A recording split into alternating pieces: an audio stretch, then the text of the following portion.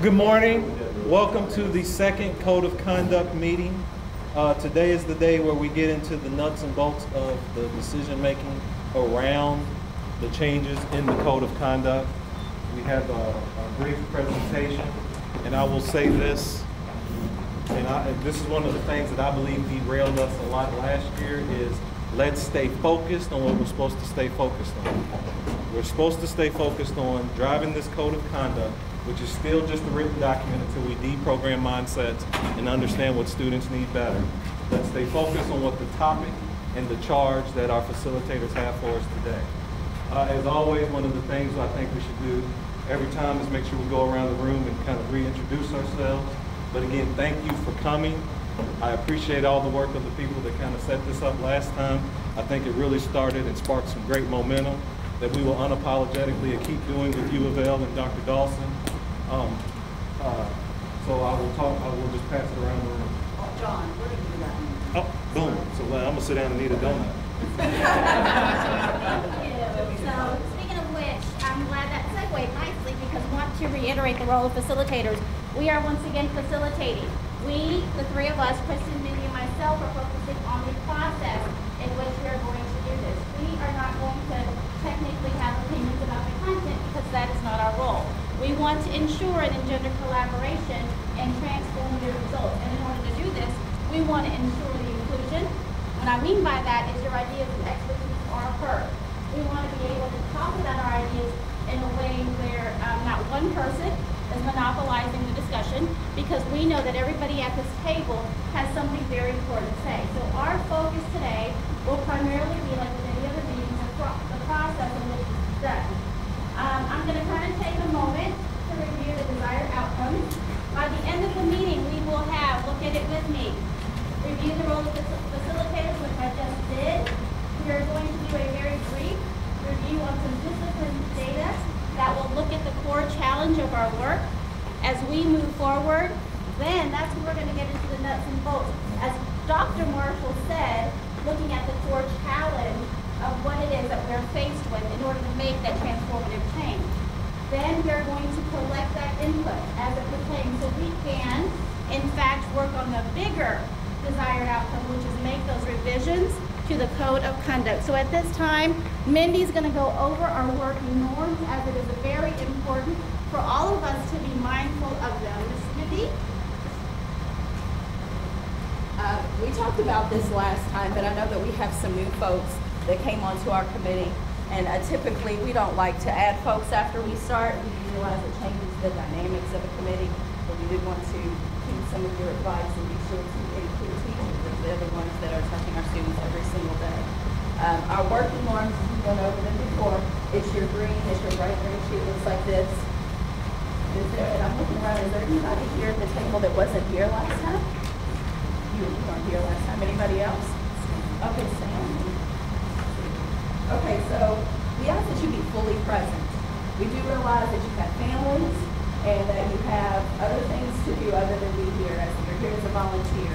And if you have to use your phone, okay, we get that. We ask that you step out and do that, make sure your ringers are off, so we can focus here on with this very important thing, which is the Code of Conduct. And by being fully present, that means that you kind of put whatever happened, that, you know, the traffic on the way here, the problem that's looming at your schools or at your respective facilities, and just dedicate your time from 8 a.m. to 11 a.m. to be here and present with us, so we can be sure that we come up with the best document possible to ensure safety of our students and of our staff. We're going to do a little icebreaker later, but we want you to make sure that you greet each other, okay, good welcome, say hi, say good morning, you know, engage in critical conversation, because we all are here for a common goal, okay, for a common reason, right? No, we're not opposed. We're here to care about the and teachers. Speak your truth, but understand that that's your truth, and folks, it's, you know, can't change somebody's truth. Respect it. Okay, everybody's perspective is different. You have your own set of experiences and positionality that inform your truth. And we're not here to fix anybody or correct anyone. Everybody is here with their diverse set of experiences, so we can come up with the best possible document, a code of conduct that is going to inform the 2016, well, that we're going into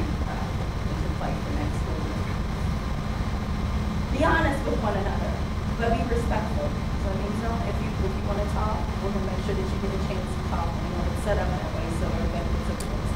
Please don't interrupt one another and take time to listen. When somebody's talking and they have the time to advocate, it's a really good time to advocate and talk about your point of view. Please take time to just listen to that other person rather than thinking about what you want to say to go against it. Just take time to listen to what they're saying. Okay, because that is one of the ways that we know as professionals we can do the best possible is by taking in all perspectives and coming up with what would be a consensus, which is something that we can all agree with. That is the goal today, is to come up with a consensus. A consensus isn't a majority vote. It is truly something that we can all live with. That is the goal. In the end, if us as facilitators can't get you to a consensus, then Dr. John Marshall will be the one to make the final decision before it goes to the board. When it gets tough in here, and it probably will, we ask that you breathe, listen again, and remember, okay, there's some things that I don't know, right? Okay, problems and issues and our experiences are like a globe. If I'm holding a globe here, this young man sees is very different than what Dr. Dawson sees or Dr. Bates. Okay? But it's all a part of the same issue. And so we need to get all of those perspectives. If it gets quiet, silence is uncomfortable for folks sometimes. And sometimes silence is a way to really give you the opportunity to incubate your thoughts about what was just said. Incubate your thoughts and your ideas before you speak. So trust in the silence and learn to just be okay with it. It might feel awkward, but sometimes silence is about really just taking in what we just said. Or maybe even a moment to let things cool down if it gets a little rough. It's confidential.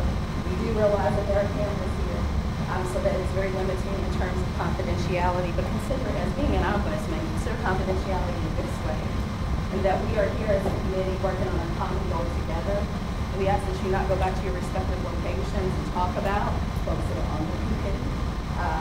Talk about the positive or the negatives. That's fine, but talk about it whenever we do our plus delta at the end of the season. Save it for them, and then refrain from talking about this committee with other folks because we both know how those things can be. And we want to make sure that we respect each other and this process. Lastly, in terms of confidentiality, because there are cameras here, it is easy to be mindful of your language, be mindful of what it is that you say, because it could very well be recorded or recorded. And you want to make sure that everybody cares about this, right? So make sure that you're mindful of that, and we own that part of letting you know that we're mindful of your local police department. Thank you. That's pretty much it. Yeah. All right. So everybody has a piece of cardstock, half a piece of cardstock in front of them. So here is your morning assignment. One of the plus deltas from last time was to have nameplates. So this is going to be your nameplate. So hold it in half. You're going to write your name, your first name as big as you can across the top. And then now you got to get, and for some of us, our Wayback Machine. Think back to when you were 10 years old. And what did you want to be when you grew up when you were 10 years old? I wanted to be a meteorologist. So if everybody can take about 1 minute here, and then we'll go around, do quick introductions, and share about what we wanted to be when we grew up. So go ahead and say your name, your position, or why you are here, and then what you want to be when you grew up. I'm Glenn Beatty, Assistant Superintendent, Academic Achievement Area 1, and I wanted to be in Detroit. Terry Ray, Director of Exceptional Child Education, and since I was a little girl, bless my brother's heart, I wanted to be a teacher. Kim Harwell from Richardson High School, and I took years old as a community. Amazing.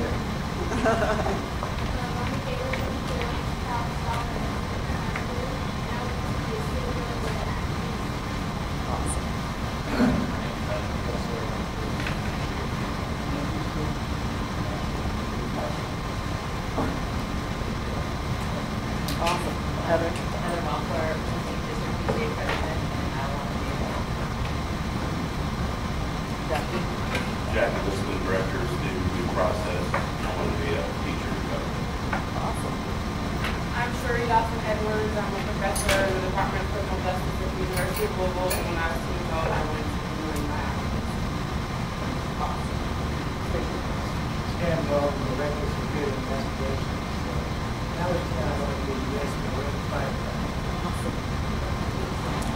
bring up Tiaka, I agree. I think this is what he said, we should do it on the class, and I wanted to do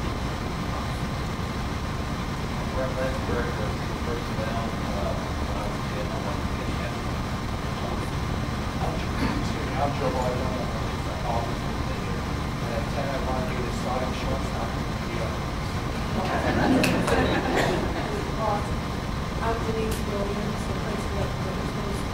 At 10, I wanted to be a mother of 5 kids, but I had 5 full names, but then I'll never be a doctor. Naomi Martin, I'm a PBIS coordinator, and I wanted to be a lawyer, and I went to Harvard. And I had my sweatshirts and everything. Awesome. Rico Urban, assistant principal at Fairfield High School.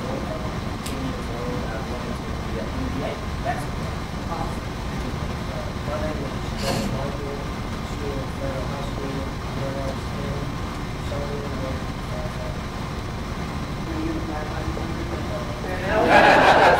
Sunday, I just got to come out there for a week last week. I see the firefighter full gear climbing through all the contraptions they have.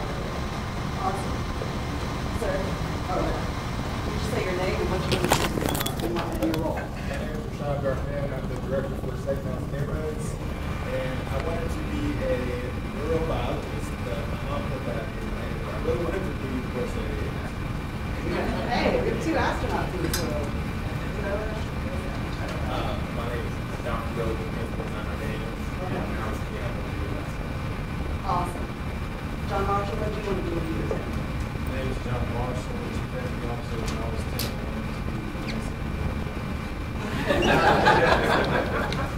All right, we're Mindy and Suzanne. I don't think you all get out of this. Suzanne, what do you want to do? Don't worry.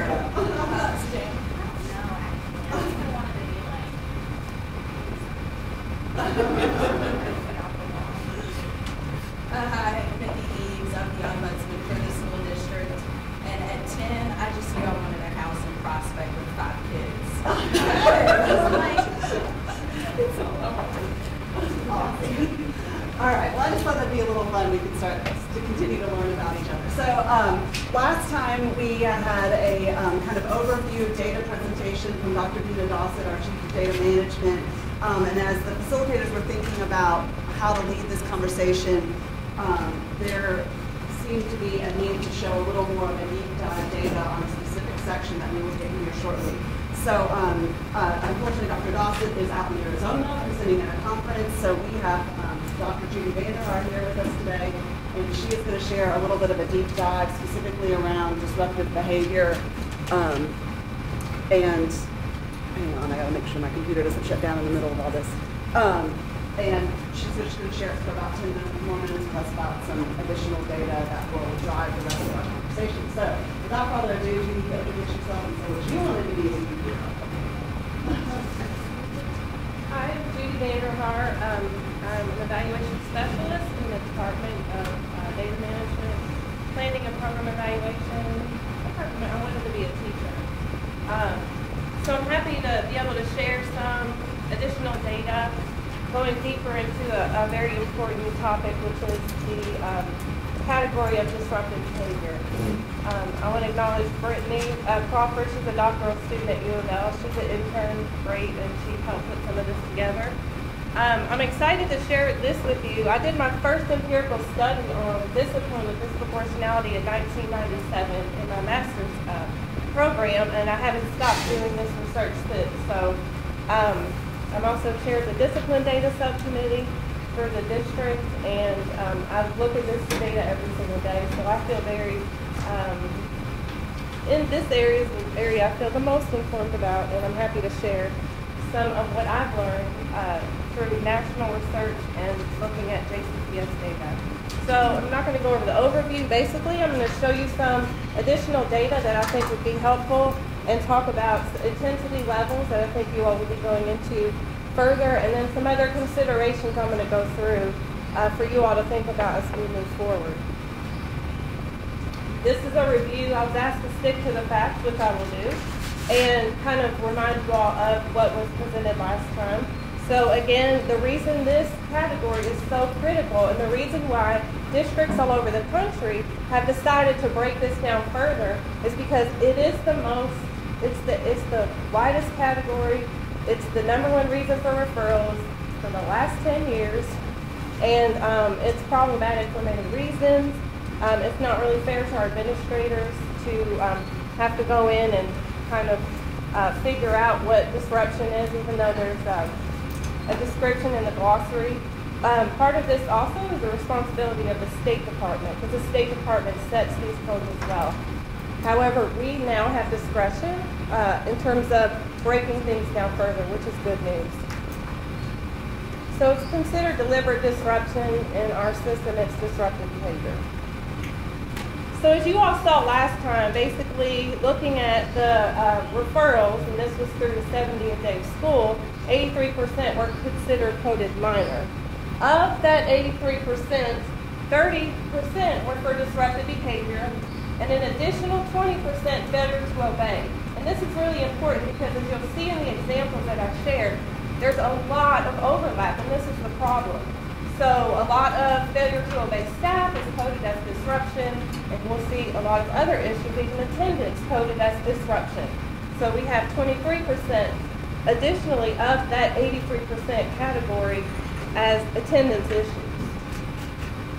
And I'd be remiss to not bring up the issue of race because this category is the biggest driver of disproportionality, and it's something our district has said we're committed to reducing.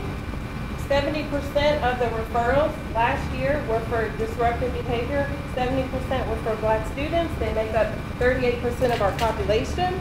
The other big issue, and came up at the last code of conduct, was the fact that, we see suspensions for disruptive behavior.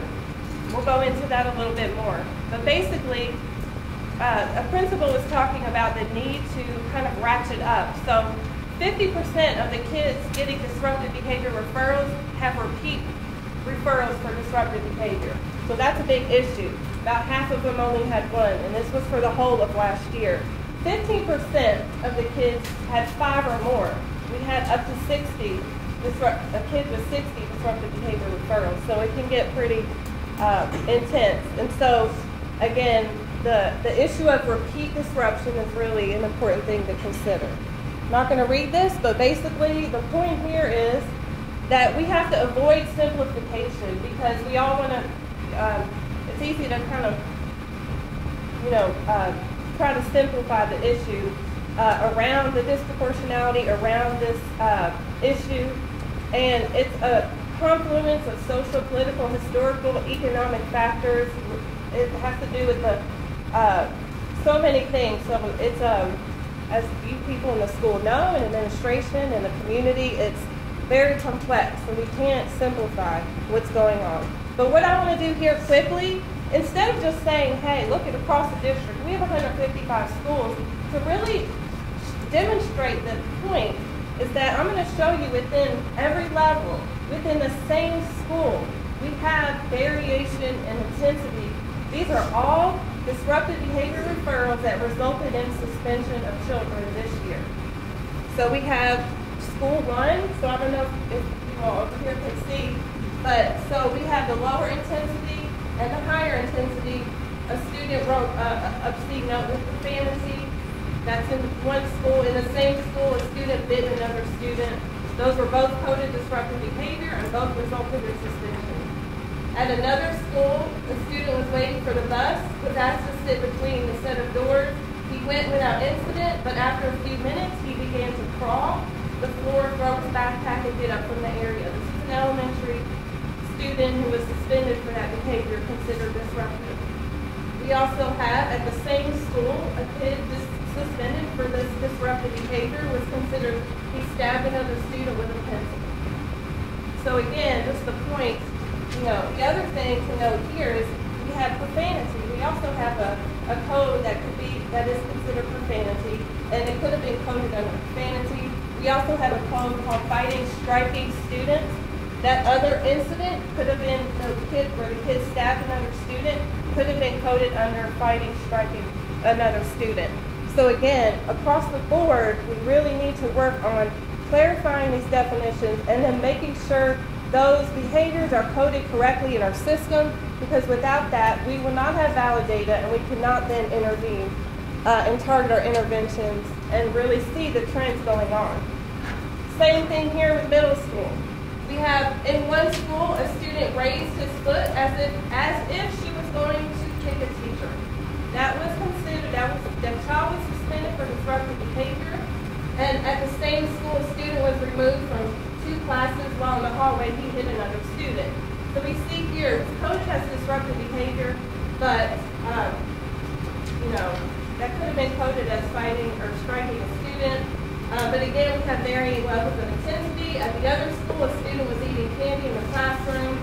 I thought she was chewing gum. I asked her to spit her gum out, and she said she wasn't chewing gum. She was eating candy. At that time, I explained to her she was not allowed to eat candy in the classroom. A few minutes later, the student was eating candy again. That student in middle school this year was suspended for disruptive behavior. So again, that's a good example of that might have gone in another school considered failure to obey staff. And so disruptive behavior and failure to obey staff really overlap a lot. And the higher intensity, there was lots of profanity, and it became physically aggressive with the security guard. So in high school, another example, this year in the same high school, we had a student refuse to cooperate with the cell phone policy and continue to use a cell phone in the positive action center. Higher intensity at the same school, students smacked another student. So we're seeing the same issues. And we also have a telecommunications code that things can go under. This is important to point out. Another high school this year, a student was late to first period after having been in the school and eating breakfast in the cafeteria. That student was suspended this year for disruptive behavior. And we see issues all the time with attendance, and that's why you'll see in the example you have here, Maryland has banned suspension for attendance-related issues. It's kind of the logic. So if the kid steals a candy bar, you're not going to give him a box of candy bars, as the punishment. So it's kind of looking at the logic. So that's really important for you all to consider, as other districts have considered around the country. So what do we notice from these examples? I've already kind of explained it. There's overlap. The incidences all there this year, these are just some examples within the same schools, resulted in suspension. And thinking about the logic, also the developmentally appropriate behavior. That's really important to consider. And in our positive behavior intervention support committee meeting, we have 2 representatives from early childhood. Every year I do see some suspensions of our early childhood students. And they, this university professor and an expert in early childhood within our district really wanted to communicate to this committee that if maybe some additional attention could be paid to early childhood within this code this year. And then again, thinking about what's developmentally appropriate behavior. So as we shared before, according to the U.S. Department of Ed, their guiding principle is the importance of having clear, appropriate, and consistently applied expectations. Thanks to the work of Jimmy with this dashboard, schools right now today can look at the consistency with which they are providing certain consequences for the same behavior. So, I mean, again, this empirical research has been going on for at least 4 decades. So, this is just within JCPS an analysis I did in terms of students' perception of fairness, how discipline is applied fairly. It is significantly related to absenteeism, dropout, academic resilience, connectedness, and we know well-disciplined schools balance clearly established communicated rules of behavior with a climate of concern for the student. So that's something that I know PBIS in our district is really, it's one of the first things, is really trying to clarify expectations for behavior in the school culture. So in terms of describing the incidents, it's very important to understand not only is it important for administrators to have clearly defined codes and descriptions of behavior to then apply certain resolutions to, teachers are now entering referrals. I don't know if you all know that, but we're scaling up. We have at least 5 schools right now where teachers are going in and writing up the descriptions of the referrals. So this clarification will also help teachers as well as we move to scaling this up. Antecedents they also have where it's not enough just to write what the behavior was, but what led to the behavior. So as ECE experts understand, there's a place that you want to understand the function of the behavior. What is the behavior trying to accomplish for the student, especially with those repeat disruptive behaviors. And then importantly, a lot of these referrals had no description of the behavior itself and still resulted in suspension. So in looking at last time, you all saw I categorized the resolutions for the referrals, and we looked at the restorative, inclusive, and exclusionary. And I ran the data for all of last year in just disruptive behavior referrals. In high school, 52% resulted in exclusion from class or school. In middle school, 61% of disruption resulted in exclusion. And in elementary, it's nice to see 35%, and that half of them resulted in inclusive resolution. On the note of resolution, it's really great news that we also have the ability as a district to define more clearly and specifically the resolutions that schools are using for students, the positive resolutions. We have schools doing amazing things in very difficult circumstances, and they are using positive, restorative, resolutions to really deter the behavior, but they're not able to kind of get credit for that because we don't have all of the resolution codes that can reflect that. So it will also help with the metrics for our strategic plan. So I'm excited that we have that ability to do that as well. We want schools to get credit and also look at the data and see, are these resolutions that they're actually doing effective in deterring the behavior? Okay, so I know one of the options you all are going to be talking about today, something this whole state of California has done for third grade and under, is eliminating suspensions for disruptive behavior. That's a general category, so obviously if the things are coded and broken down, the higher intensity ones may result. But I guess the point here is, and I'm happy to share this slide. Again, 4 decades of research has showed us that suspension is it's the most commonplace practice in education, and it has been for a long time. But the reason the U.S. Department of Ed and everyone is kind of swinging back is because we know it's ineffective at deterring the behavior in the future. We also know that, again, it's a big driver of disproportionality in terms of Black students getting suspended for the more minor offenses. And it's a strong predictor of student alienation from the educational process. It results in academic failure, grade retention, dropouts, and then, socially rejected individuals exhibit more self-defeating behaviors, increased aggression, and decreased self-regulation. Self-regulation is one of the things in our new strategic plan that we are committed to improving for our students. We want both our students and our adults to be able to regulate their behaviors and their emotions. So here's a few examples of intensity levels within our behavior incident system that are some options for you all to consider. We have 5 categories, but I will tell you that districts are usually using 3, and in the data we see the majority of people go to the 3 and 4 area. And I'll quickly go through this. So an intensity level 1 is behaviors confined to the observed student. And again, as you all will probably see in some of these examples, it gives you clear examples of. So refusing to follow direct, scowling, crossing arms, pouting, muttering under his or her breath. That would be a low intensity behavior. The second one is behavior that disrupts others in the immediate area, slamming textbooks, closing, dropping books on the floor. That would be intensity level 2. And again, intensity level 3 and 4. 3 is considered behavior that disrupts the whole class, and 4 is behavior that disrupts the classroom or the common area, like the class, the cafeteria. And then 5, the intensity level, is behavior that causes or threatens to cause physical injury to students. Again, thinking back, what do we value? What are we committed to in JCPS? What have we said in our strategic plan in considering this process? I think continuing to reflect that.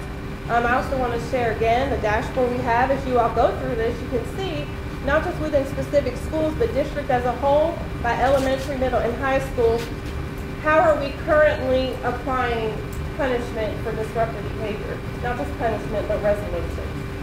And finally, moving toward, Dr. Marshall mentioned this, you know, we can't just have code, we have to have training and monitoring of the implementation of the code.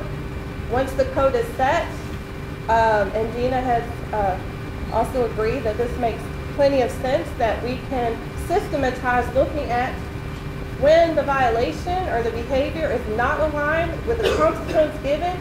We have the technology and the talent to identify those so that we can go back and try to mitigate and understand the situation, not pointing fingers, but try to mitigate and understand what's going on. And finally, with disruptive behavior, the biggest consequence given is in-school suspension as a whole. So looking at the quality and programming of what's going on in the in-school suspension is really, really critical as things move forward. So I'm sure I've used all my time, but I thank you for your attention. And I'm happy to share that PowerPoint if you all need it. Before Dr. Marshall says, any questions?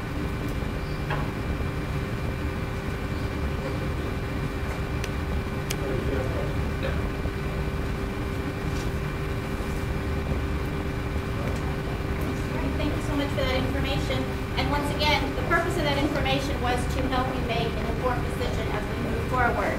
With that being said, as a facilitator, I want to remind you of one very important thing, that you guys are a catalyst for change.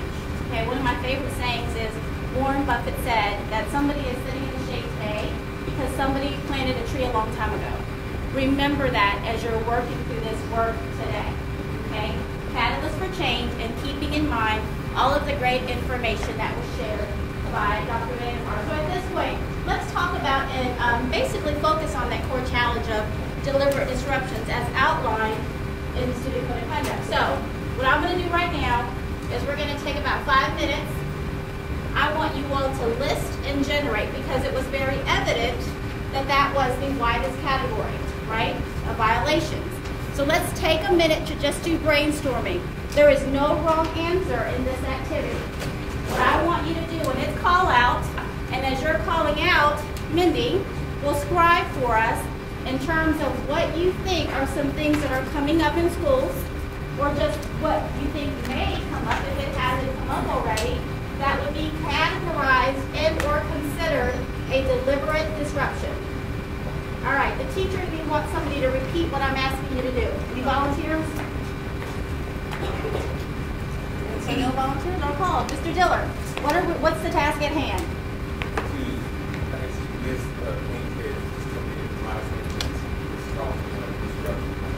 Exactly, yes sir. That's, excuse me, again? Okay, I want to repeat what he just said, because this is a very good conversation to have. His question was, can I define deliberate or operationalize it? Committee, can we? Can we operationalize or define deliberate? We should be able to. Any volunteers that would like to take a stab at doing so? What implications, remember as facilitators I'm posing questions, what implications would that have then? Say it again, sir? Intentional? Okay, intentional conduct, so in terms of students doing stuff. What else? What other implications is this question asking? The fact that we're having to operationalize, can we? Can we define deliberate in this case? In this case, deliberate would really depend upon the mindset of the offender, as opposed to, but then again, what happens when the referral is either written or it's processed, then the interpretation of what that student was or was not doing comes upon either the teacher or the administrator who's giving that piece. So. Okay, thank you. Yes, ma'am. I don't think we can define deliberate, because I think in doing so we are assuming some psychopathic power that we could look into a kid and say they did this on purpose. Exactly. When in reality it may be a trained reaction, there may be a trigger that we're unaware of.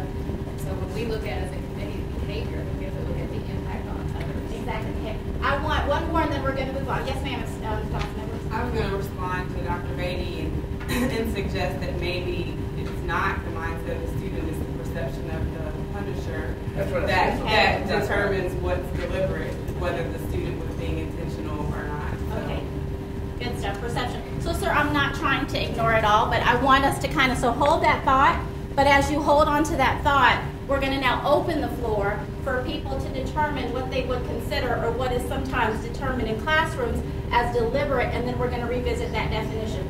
So, anybody, open the floor. What are some things that happen in class or schools that are considered deliberate disruptions as that violation? Anybody? Continue talking. Continue talking. Yell outs. Yell outs. Yes, sir. Cell phones. Cell phones. Remember, no wrong answer. We're opening the floor to gather ideas.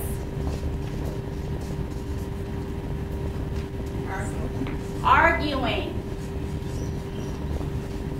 Throwing things. Throwing things. Wandering around the classroom. Chewing gum. Okay, hang on. Give Mindy just a little time. This is good, though. This is good. This is a good sign. Everything you do. Hold on, Miss Franklin Williams. Chewing gum. Did you wandering around?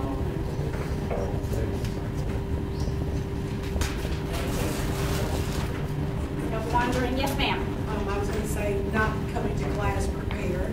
Not coming to class prepared. Not on task. Yeah, it is. Not on task. I'm just trying to give you some time. Not on task. Horse playing. Horse playing.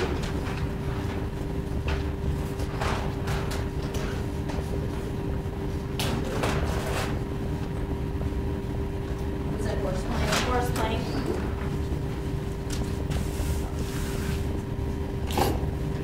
Anything the teacher doesn't want you to do. Anything the teacher doesn't want you to do.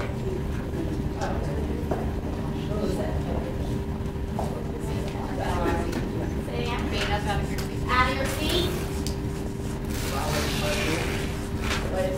Okay, hold please. Get out of your seat, Mindy. You said out of the seat? Yeah, out of the Okay. seat. And then the one after out of the seat is violating class rules, right, okay. Any others? You said out of seat? Out of the seat, violating class rules. Any others? As a teacher, I have pretty good wait time. Talking back. Talking back.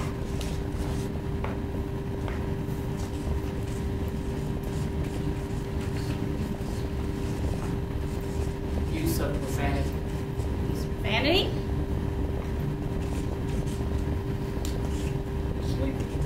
Sleeping.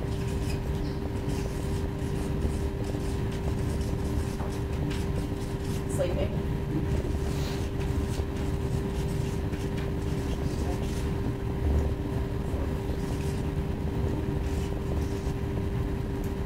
Remember, this is the widest category. Hitting people. Hitting.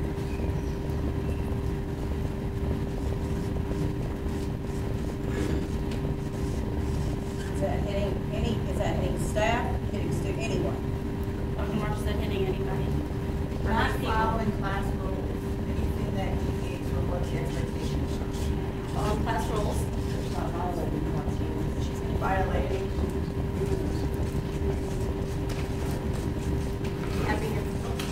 Tapping pencil. Suzanne's favorite. That's right.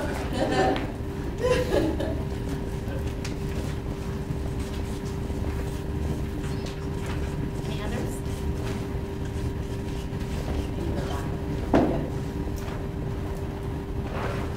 Sir? Theft.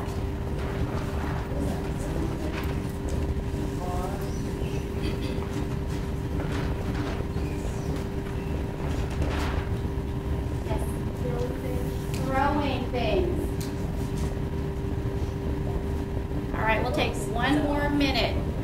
if you have your phone, tell me when 1 minute's up, please. What was that throwing? I might have missed it. But what was that? Throwing. Throwing things. Okay. Any others? Turning on and off the projector. On and off the projector. I won't ask if anything inspired that.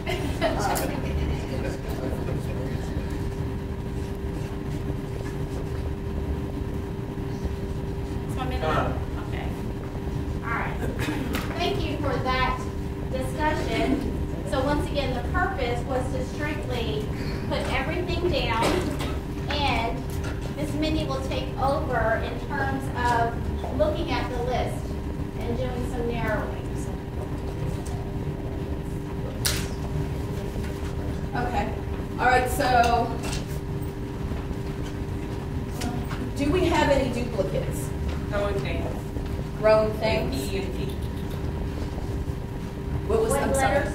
E and T. And T. So we'll eliminate one. Okay. So what we're doing is eliminating duplicates. Any other duplicates? Let's see, There are separate codes for like profanity, theft. If you want to do that. okay, violating class rules. Hold that thought. So, All of it. yeah. L and Q, violating class rules, okay? Any others? I'm sorry. So now, So So going back to the duplicate piece, Mr. Wiseman brought up a very good point, that there are some that are already on there. So with that being said, this is part of our elimination as well. Mr. Wiseman, can you please discuss what, or anybody else, you have a handout that actually lists some of the ones that he just pointed out. So let's do a little activity looking at what we have on the board and what's already listed as an option there. So this handout that lists the behaviors and the question is, are there things on here that are also on this list? All right. theft. S, theft. In profanity. In. Thank you. And I think, D. D, I'm sorry, D. P. And really, I don't know if we want to get into that. Violating class rules, no, that would be failure to follow rules, which is number 3. But So it's a lot on of there these, a lot of twice. these could be recoded as different things. So he said this was considered failure to obey staff. Does anybody not agree? So thumbs up if it's okay to eliminate that one because it would be considered failure to obey staff. Okay? All the way up. Thank you. Any others, eliminations, or anything that matches that sheet? Count off. So we have 1, 2, 3, 4, 5, 6, 7, 8, 9, 10, 11, 12, 13, 14, 15. So we're selecting 5. So what you want to do is take a moment and list your 5. Okay, the 5 that you think fall that are the most important in terms of deliberate disruption. So if you could list 5, just list the the letters for yourself, and then we'll take a quick poll to determine which are the ones that stand out.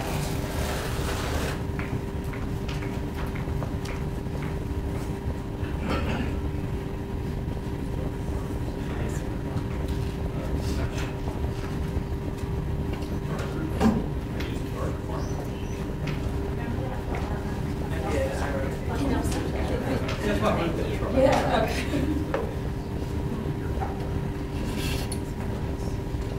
And you are free to get up and move closer. I said the teacher wants to provide that sense of intervention if you need to go up and look.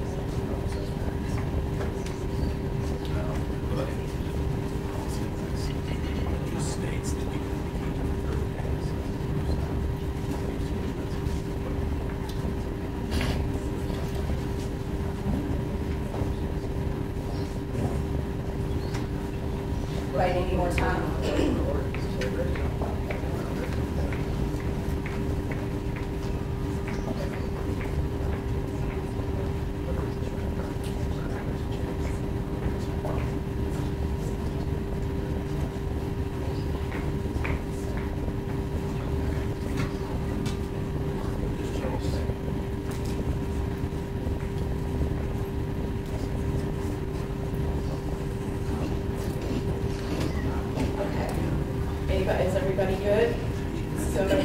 give me more time, and again, you're listing your 5.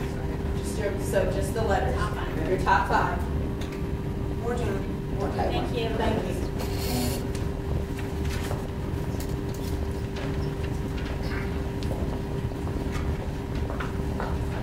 And that's You think we should turn this on? That's safe. We can We can turn it on. We'll turn it on. Don't write a suspension if I. Don't write it up if I keep pushing. We're gonna, at break time, we're gonna like collapse this in a little bit. We're gonna pull out some of these tables and move closer together. 'Cause we're,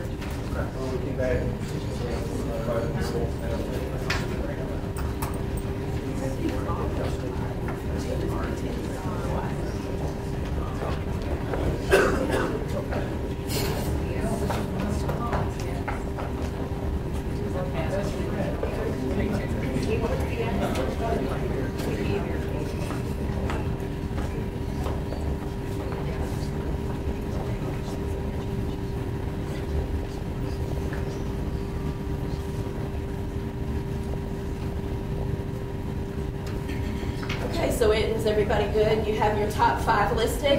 Okay, so how many folks have A in their top 5? If you could raise your hand high for me. 1, 2, 3, 4, 5, 6, 7, 8. and Don added.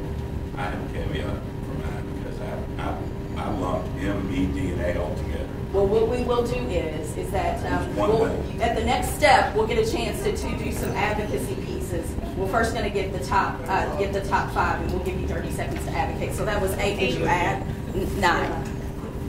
Okay, Don added, so 9. Okay, so 9. B, it was listed in your top 5. Raise your hand real high for me. 1, 2, 3, 4, 5, 6, 7, 8, 9, 10, 11. 11. Okay, C, cell phones. Raise your hand high if it's in your top 5. 1, 2, 3.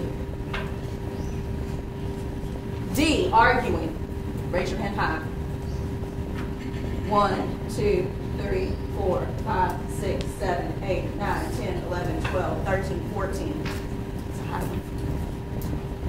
F, chewing gum. Raise your hand high if it's in your top 5. Going. No one. G, unprepared for class. Raise your hand really high. No one. H, off task. Hands really high. Okay. 1, 2, 3, 4, 5, 6, 7. I, horse playing. Raise your hand really, really high. 1, 2, 3, 4, 5, 6, 7, 8, 9, 10, 11, 12, 13, 14. J, any behavior teacher doesn't want you to do. Hands real high. 14.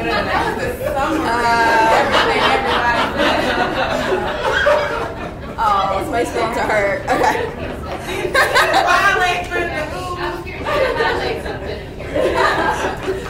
I think you're right. See, that's right. We're calling you on Bruce Norman. Maybe I should have had a timeout chair. K, out of seat. Raise real high. 1, 2, 3, 4, 5, 6. She added 7. Okay. Thank you. M, talking back. Hands real high. 1, 2, 3, 4, 5, 6, 7. Oh, no, that's I'm talking back. You're good.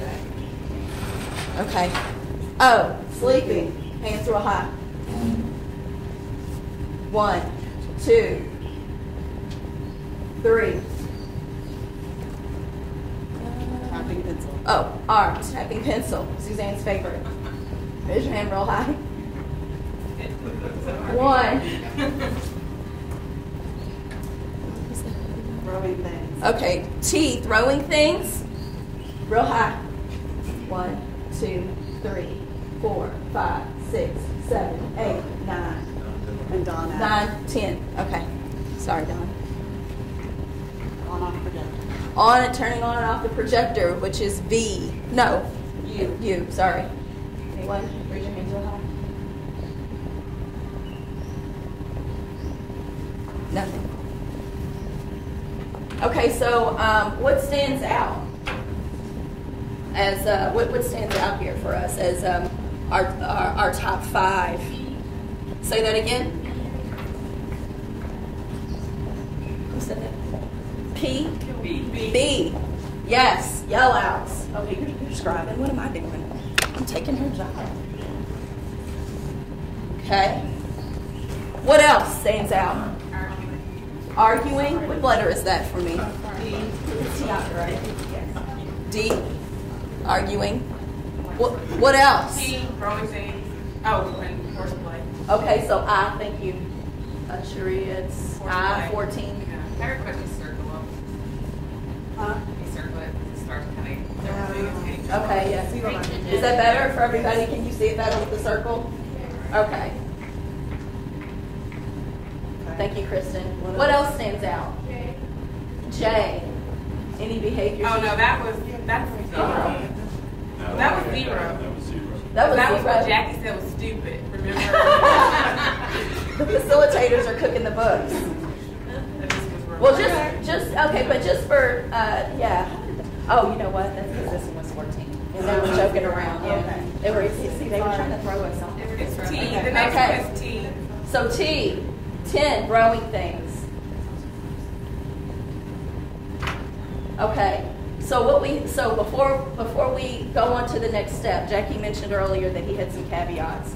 But what I'd like to talk about here is there is an opportunity for any of you to advocate for that something should be on this final list in terms of deliberate disruption. You have 30 seconds. Is there anyone here that wants to advocate to influence the group to move one of these behaviors over to the final list? Any advocacy, anything that you'd like to see? I don't know if I'm responding correctly when you're asking for it, but just in my perfect world, disruptive behavior is disruptive to the instructional process. It's not harmful to others, it's not disrespectful to the teacher as a person, but it is disruptive to instruction. So the continuous talking and yelling out, getting up out of my seat, the teacher's having to redirect, and I'm disrupting the instructional process for teaching. Okay. So is there any specific one of these then that you're thinking should be? The yell outs and the talking are ones that come to mind because they require continuous redirecting and distract others. Okay, so you're saying that you agree then, you're kind of like just an emphasis on the yell outs and the arguing, that it should that really stands out for you as deliberate disruption. Okay, anyone else want to advocate for, and let me make sure I'm being clear, anything that isn't on this, that's not in this top 5, this is an opportunity to advocate for 30 seconds on why you think it should be considered one of the top, so it's Continue talking on the next one. Sheree, are you saying that you'd, Well, I'm just saying if we have 5. Yeah, you're right. Okay.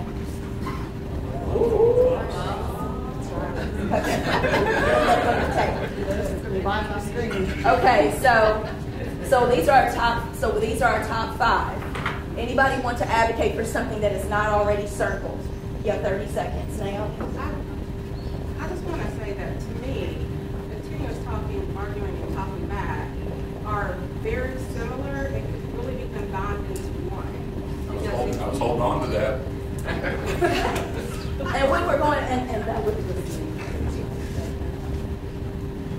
okay, so what, this is basically a proposal. So Naomi and Jackie are both saying that continue talking and Figure it out. So continue talking and arguing.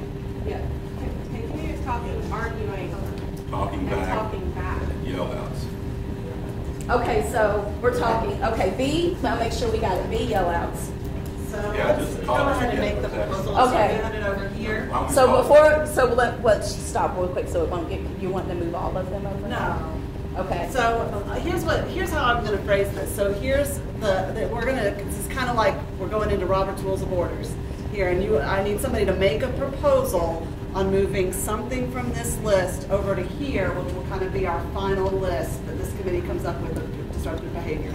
So you would phrase it in the way of, I'd like to make a proposal that we move, we put an item on the final list that says yell outs, arguing, and talking out are the same, are one item on this new list. So somebody make a proposal on that, along that line. I move to combine those categories to be called something like verbal disruption. I second that. I think that's Okay, okay. so but let's Cherie finish. So Cherie, so you're saying verbal disruption, which includes Examples are. And so Cherie, what would you put in that category? Whatever my colleague, Dr. Ibrahim listed. So we're talking B, yell outs, Okay. D, arguing, which would also include M, talking back. And A, continue talking. And then, what letter is that? A. And A, continue talking, which is already a very high number of 9. Okay, so we really need to, so we know what we're working with now. Right, Suzanne, a little bit more now that we got it. All right. Does somebody have a second proposal on something to move from this list over to this list? Kim? If I'm wrong, I respectfully disagree with that. Okay. I think that we are not considering the teachers and the kids' experiences when we talk about the difference between continued talking and an argument. Those are very different in the classroom setting. And when two kids are arguing, that is very different from Kayla and I will stop talking. That's really different, and I think that those warrant some different responses and can add or take away from the safety of the classroom and can lead to other things. So it's almost like making, I amend the motion, so. And so I amend the motion. There you go.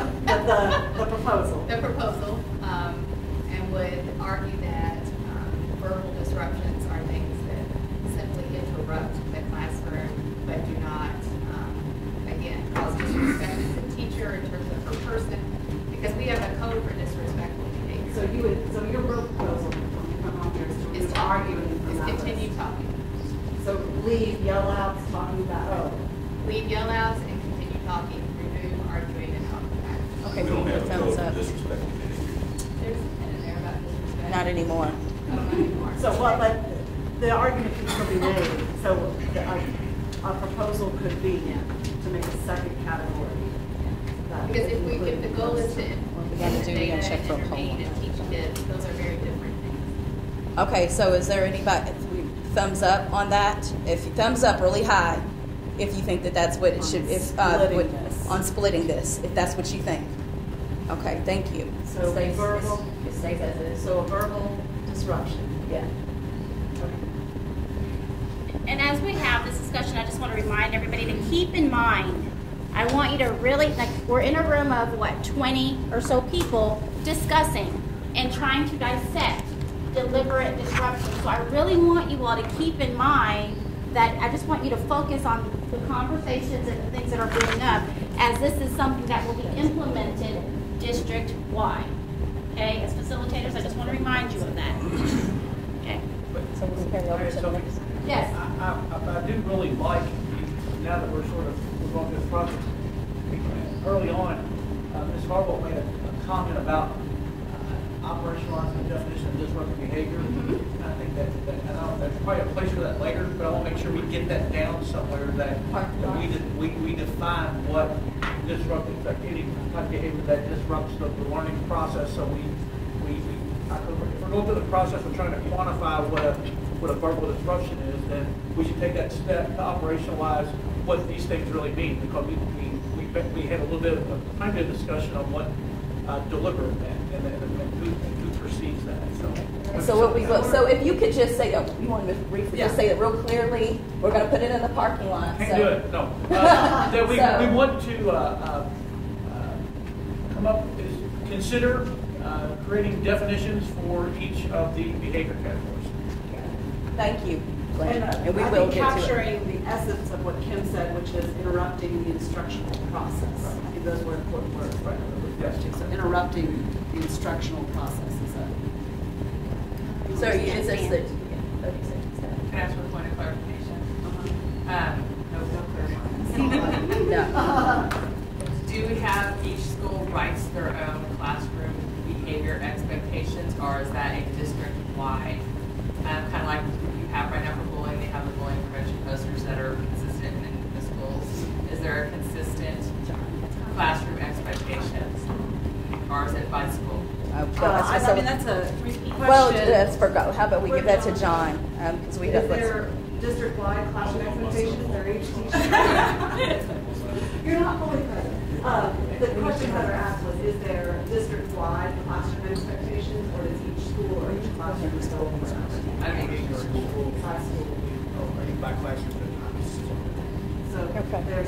so that's, okay. We want to move the rest of these over, though. It's time to move the other. So what we need to do next is finish our list over here before we're derailed from the process. So what else would go over? It looks like horse playing would go over as one of the behaviors under disruptive or deliberate disruption. And then next would be throwing things.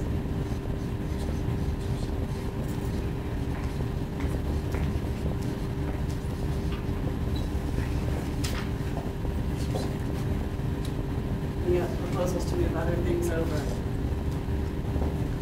So as of right now, this is our list. Is there a proposal to move anything else over? Because at this point, we've captured all of the ones that you've listed as top behaviors in terms that are considered disruptive. It could be, failure to follow rules, but if you're out of your seat, that's pretty deliberate, in my opinion. So disruptive behavior, you're out of, and to me, disruptive behavior, we have to think about safety sometimes too. If I'm throwing things, I could hurt somebody. If I'm horse playing, somebody could get hurt. If I'm out of my seat and I run around the room and I knock some other kid down, that kid can get hurt. So there's 3 areas where we have injuries. Verbal abuse, I get it. I mean, I'm talking about physical injuries could occur with those other 3. Thumbs up for moving out of your seat over. Very high. Thumbs up for moving out of your seat over. 4, 5, 6, 7, 8. Yeah. I will not say much, but I want to caution people on the what if the lighter becomes him and they want to burn down the school? What if he's up and wants to bombard everybody? What if he's up because it's footage? So let's not what if our way into overqualifying, all the while being very critical and thorough.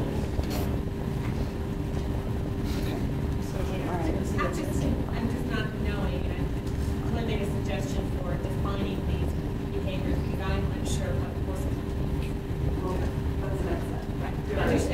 And I think, and we have that in the parking lot for us to actually provide a description or is that right? Or a definition of what these things are. We'll do it in another meeting, so it is in the parking lot. Okay. So we're not ignoring. All right. Let's zoom out for a minute. What's missing from our final list of disruptive behaviors? Anything missing? Stan. Spinning off what Kim said, I think arguing and talking back should be independent on this shit here. Arguing in my world leads to students being arrested. It's not effectively handled, it escalates into fights, and external comes in and arrests the student. Talking back, and I'm assuming we're talking back to the teacher, that escalates to the teacher gets into his verbal contest. If you can't effectively shut it down, other students get involved, and next thing you know, make an arrest or abuse of the teacher. Thoughts? Don? I was going to say something like, I agree with Ms. Albo. Because what I'm seeing in the classroom is like the teacher basically at some kind of point, maybe say the kid did something.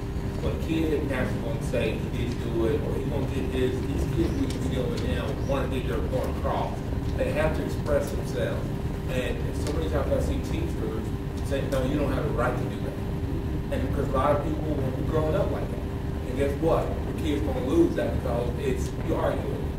And like even like what we've been doing here is that we debate. In some classrooms that'll be arguing with the kid because you don't agree with basically with the teacher. And so you have, I think you have to be very careful about lumping all that together. Okay. I think that speaks to the importance too of defining some of these behaviors. You know, the ambiguity is the vehicle by which disproportionality prospers. So if you have some of these behaviors that don't have appropriate operationalization, that may inform what goes on that list. So I really want to encourage having that conversation sooner rather than later. And the other part of that too is understanding across the nation what models are in place when we talk about disruptive behavior. Is there data that suggests that there are significant, statistically significant impacts on student learning around these behaviors? Okay, so we're going there next, but let's get back to this. So does somebody want to make a new proposal about splitting this back off again or having different categories? I'd like to propose that we put arguing and talking back in its own category. All right. Any points to make on this? Yes, sir. Raise your hand. Good job, Stephen. Way to speak up.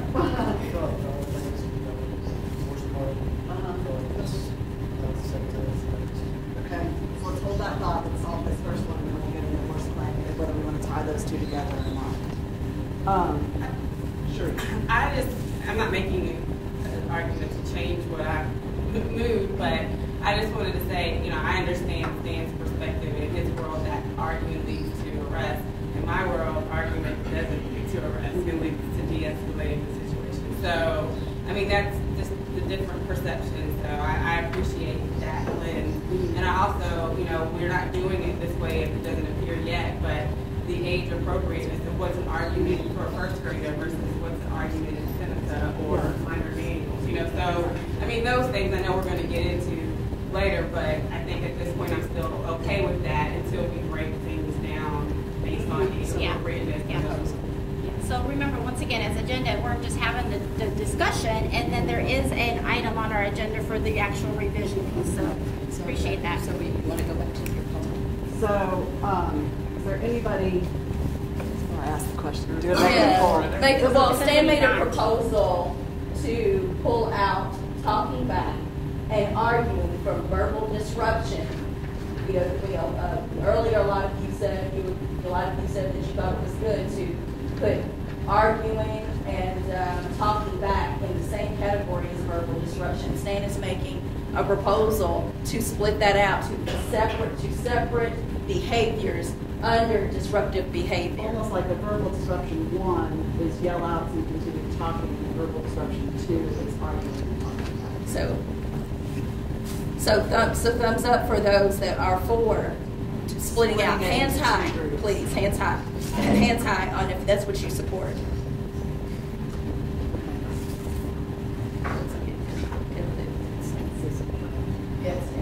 It looks like it stands for now.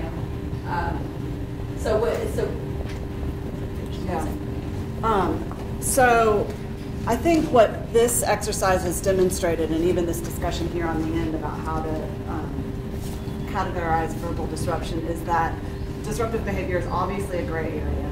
It's all lumped together right now in the code of conduct, and going through a process of figuring out how to better define, better clarify that is very much needed.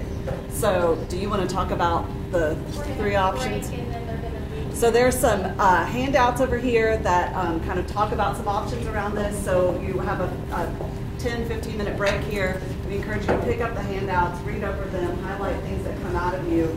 And then when we come back, we'll start to talk about how we're going to go about clarifying this in the code of conduct. So it's a combo type acclimation, reading activity, and then break as you may. And we're giving them to come back to be ready to reconvene at. And we only gave them 5 minutes. Yeah. So it's 9:14 now. At 9:30, if we could be ready to work again, that'd be great. And remember, handouts over this way.